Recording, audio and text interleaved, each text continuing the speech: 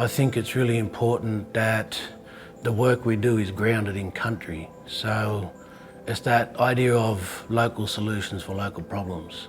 As academics, we get real good at telling our students what to do, but not really showing them what to do.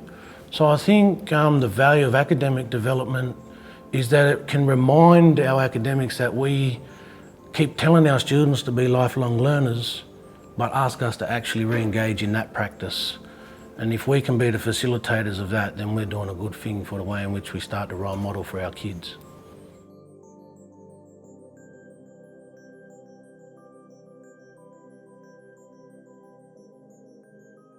It's just really, really important that I acknowledge country and acknowledge that all knowledge actually sits within country.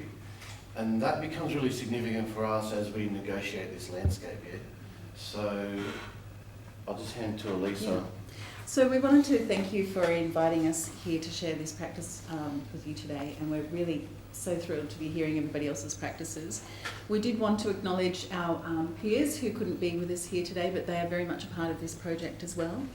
And we also need to acknowledge the local Aboriginal communities that we work with in partnership and collaboration around this project. So a key acknowledgement there as well. Okay. All right, so Jindaola is a Dharawal word for goanna, and Jindaola within our dreaming actually carries sacred knowledge from place to place.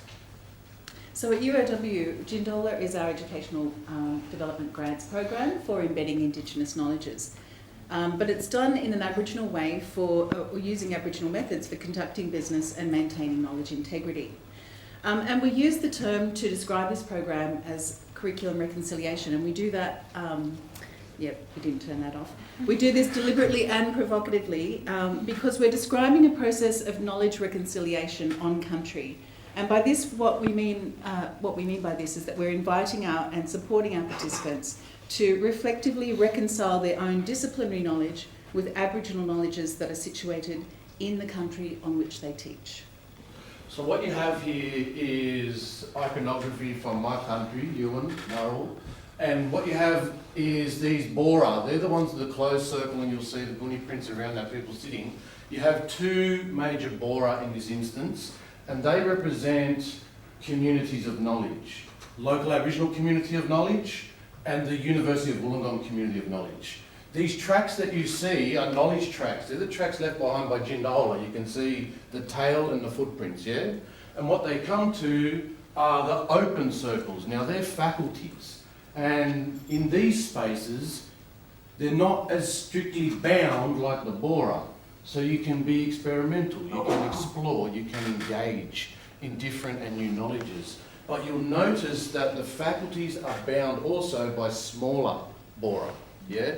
So this is where they need to come together again within a strict space and place. Yeah.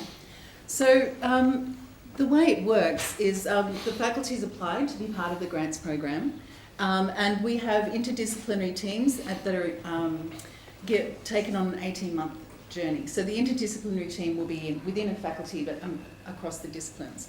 And the journey involves 5 formal gatherings and fortnightly informal gatherings. And the 5 formal gatherings over that 18 months represent milestones along the way, and they are joining the journey, sharing your landscape, sharing your way, sharing your walk, and sharing your story. So I'm a facilitator who gets to work with all of the interdisciplinary faculty teams. I'm supported heavily by our academic development and recognition unit or team. These guys are part of our formal, informal gatherings regularly. We've got our teams, obviously, and we've got 6 of them at the moment. We've got representation from all of our faculties.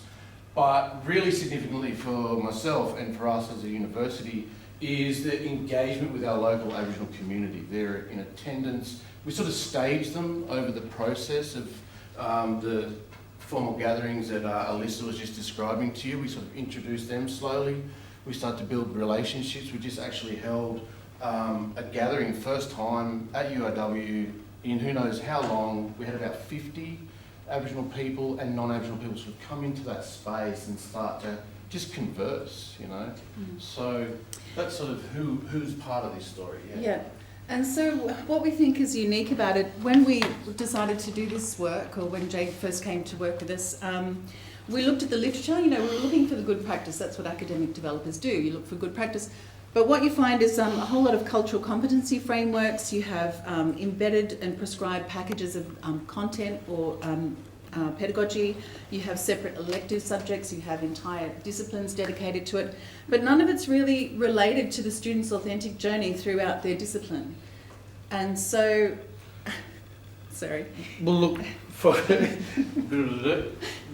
what's unique about Jindaola is we're in the game of building authentic knowledge-based relationships between disciplinary knowledges and Aboriginal knowledges. It's a way in which we don't privilege either of those knowledges, but give students a grounding in country. You would have seen some of those philosophies before when we were showing you guys the diagram, yeah? It's unique because it's an institutional-wide approach. It's unique because of the level of community engagement, and it's unique because it's strength-based. It's not embedding. We use that term so you guys can relate. It's building knowledge-based relationships. Okay. So the level of impact we've been running for 16 months. We've got 2 grant rounds that are happening, another one that's just about to happen. We have actually 6 groups, this is wrong, we have 6 groups already engaged across 15 disciplinary areas, 50 participants and potentially 3,800 students being impacted. So I guess for us, it's been a really inspirational journey. You can sit there and look at these sort of evaluation impacts, but for me, especially as a facilitator, and I guess for some of our team as well, and the Aboriginal community, you've got people changing, man. You know, like their values are changing. They're inspired, they're impassioned. The value add is that they've become more inspired teachers.